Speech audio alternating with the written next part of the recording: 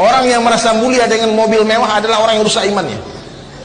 Ini Pak, mobil mewah itu nggak bisa mengangkat derajat seseorang Pak. Saya mau tanya Pak, anjing naik mobil mewah tetap anjing apa berubah derajatnya Pak? Tetap anjing. Betul. Maka hadirin mulia, jangan sampai kita ingin mulia terus memperbaiki casingnya, jangan, isinya hati kita, iman, amal itu yang paling penting. Nggak ada hubungannya kebahagiaan dengan harta, wallahi nggak ada hubungannya. Kalau ada hubungannya, Allah nggak adil loh. Nah, jangan dipikir orang kaya bahagia, belum tentu. Jangan dipikir orang miskin sengsara, belum tentu juga. Kekayaan itu ujian. Apa ujian bagi orang kaya? Apakah dia bersyukur atau tidak? Miskin pun ujian. Apa ujian bagi orang miskin? Apakah dia bersabar atau tidak? Orang kaya bersyukur masuk surga dengan hartanya. Orang miskin yang bersabar 500 tahun lebih awal masuk surga dari orang kaya. Karena Allah Maha Adil Pak. Antum tidak ada duit, lihat barang bagus, pengen beli, nggak ada duit, sabar. Dicatat pahala sedekah senilai harga barang itu. Adilnya Allah Pak. Dunia bukan tempat tinggal, tapi dunia tempat meninggal. Dunia bukanlah tempat tinggal kita, tapi dunia adalah tempat yang akan kita tinggalkan. Sekarang kita di atas tanah, nggak lama lagi tanah di atas kita. Sekarang dunia nyata, akhirat cerita. Sebentar lagi akhirat nyata, dunia tinggal cerita. Makanya kalau mau bertobat sekarang Pak, jangan tunggu nanti keburu mati. Jangan tunggu kapan-kapan, nanti keburu dikafani. Berapa banyak kita mendengar berita orang yang ingin bangun rumah, tahu-tahu dia mati sebelum rumahnya selesai. Ada orang yang ingin punya mobil, dia mati sebelum punya mobil. Ada orang yang ingin menikah Pak, baru kemarin saya lihat itu di Instagram, mau menikah besok, mati malam ini. Langsung ada ucapan permintaan maaf dari sahabil bait, minta maaf pernikahan hari ini dibatalkan karena pengantin laki-laki meninggal semalam.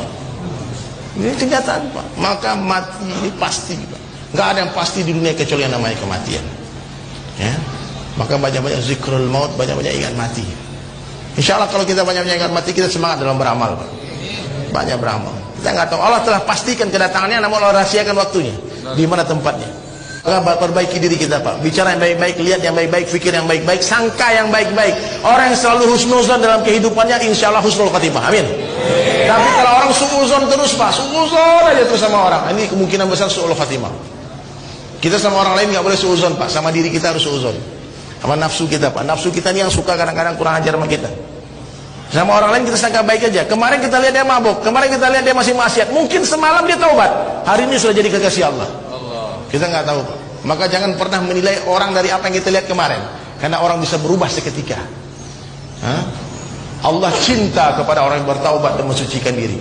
Coba Pak, merenunglah Pak. Merenung sekarang sebentar. Sudah berapa lama kita lalai Pak? Seberapa lama kita maksiat? Dan kita pura-pura bego aja, kita pura-pura nggak tahu aja Pak. Kita pura-pura bodoh aja, padahal kita tahu itu maksiat.